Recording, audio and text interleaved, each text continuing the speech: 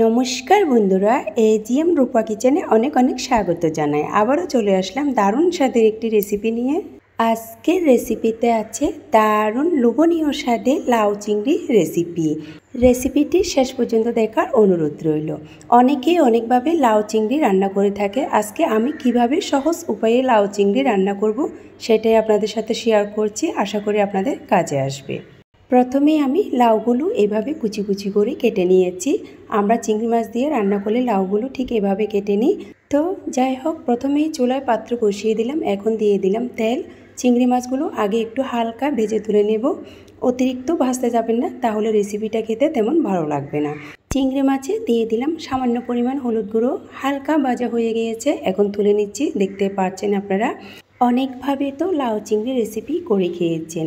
একবার এই পদ্ধতিতে লাউ চিংড়ি রেসিপি করে খাবেন, আঙুল চেটে পুটে খাবে পরিবারের সবাই। কথায় না কাজে হোক, ট্রাই করে দেখতেই পারেন। এখন সেই তেলে দিয়ে দিলাম পাঁচফোড়ন দিয়ে এখন দিয়ে দিলাম লাউ। অনেকে লাউ চিংড়ি রান্না করার সময় পেঁয়াজ বা রসুন ইউজ করে থাকে। আমি পাঁচফোড়ন ইউজ করেছি, এতে করে ফ্লেভারটাও ভালো আসে, খেতেও দারুণ লাগে। সেটা আপনারা ট্রাই করলে বুঝতে পারবেন।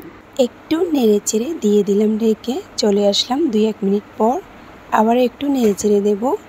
এরপর অ্যাড করব মশলা। প্রথমেই দিয়ে দেব একটি তেজপাতা, এরপর দিয়ে দেব কাঁচামরিচ। লাউ চিংড়ি রান্না করব শুধু কাঁচামরিচ দিয়ে, এখানে কোনো মরিচের গুঁড়া ইউজ করা হবে না।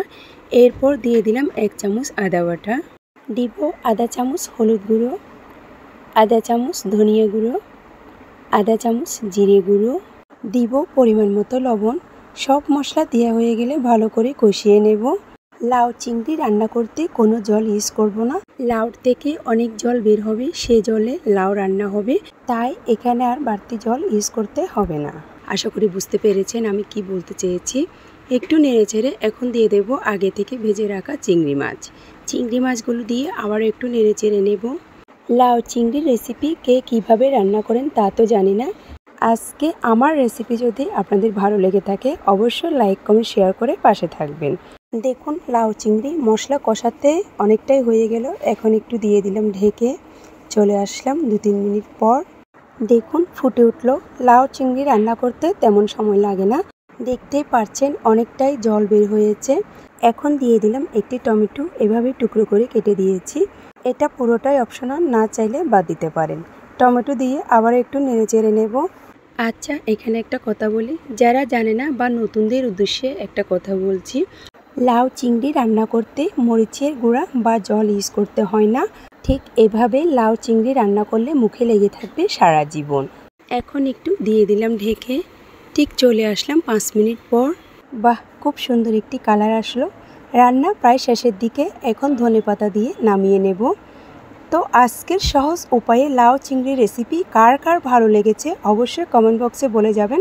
কমেন্ট করতে একদম ভুলবেন না। রান্না হয়ে গিয়েছে, এখন নামিয়ে নেব। চলে যাব পরিবেশনায়। দারুণ একটি কালার আসলো লাউ চিংড়ি রেসিপি, বাট আপনাদের কেমন লাগছে অবশ্যই কমেন্ট করে জানাবেন। তো চলে যাচ্ছি পরিবেশনায়। দেখুন কালারটা দুর্দান্ত এসেছে, আপনারা নিজেরাই দেখতে পাচ্ছেন। একই পদ্ধতি লাউ চিংড়ি রান্না করবেন, আঙুল চেটে পুটে খাবে পরিবারের সবাই। খুবই লোভনীয় হয়েছে। আশা করি খেতে কেমন হবে দেখে বুঝতে পারছেন। আপনাদের ভিডিওটি ভালো লেগে থাকলে ইউটিউব থেকে দেখলে চ্যানেলটি সাবস্ক্রাইব করে দেওয়ার অনুরোধ রইল। ফেসবুক পেজ থেকে দেখলে পেজটি ফলো করে দেওয়ার অনুরোধ রইল। দেখতে যেমন হয়েছে খেতে ভীষণই মজার হয়েছে, আপনারা ট্রাই করলেই বুঝতে পারবেন। তো আর কিসের দেরি, ঝটপট আপনিও রান্না করে নিন লাউ চিংড়ির রেসিপি।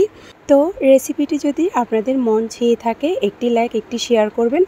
এইরকম আর নিত্য নতুন ভিডিও পেতে আমার চ্যানেলটি লাইক কমেন্ট শেয়ার করে পাশে থাকবেন।